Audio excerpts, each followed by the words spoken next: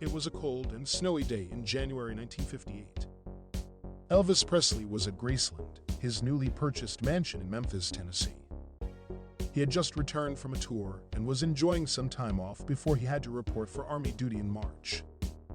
He was looking forward to spending Christmas with his family and friends, especially his beloved mother Gladys.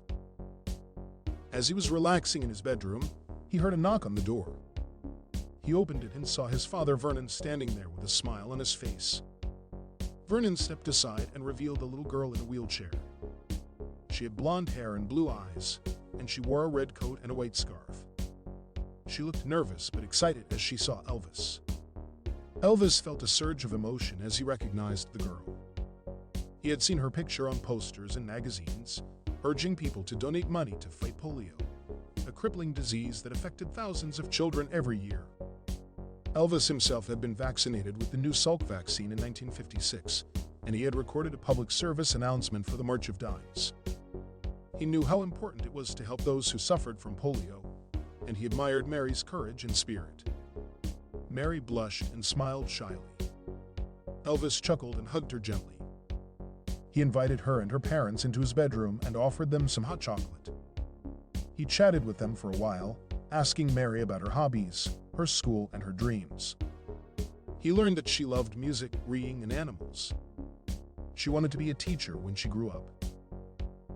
He also learned that she had been stricken with polio when she was 4 years old. She had spent months in the hospital, undergoing painful treatments and surgeries. She had lost the use of her legs and had to use braces and crutches to walk. She still had to go to physical therapy every week to keep her muscles from atrophying. Elvis felt a pang of sympathy for her. He knew how hard it must have been for her to cope with such a devastating illness at such a young age. He also knew how expensive it must have been for her family to pay for her medical bills. He decided to do something special for her. He asked Vernon to bring him his guitar from downstairs. He then sang some of his songs for Mary. Mary clapped and sang along with him, delighted by his performance. He then gave her his guitar as a gift. He told her that he wanted her to have it as a token of his appreciation and friendship. Mary was speechless. She couldn't believe that Elvis Presley had given her his guitar. She hugged him again and thanked him profusely. Elvis smiled and kissed her cheek. He then asked Vernon to take some pictures of them together with his camera. He also gave Mary's parents some money to help them with their expenses. He said he wanted them to know that he cared about them and their daughter.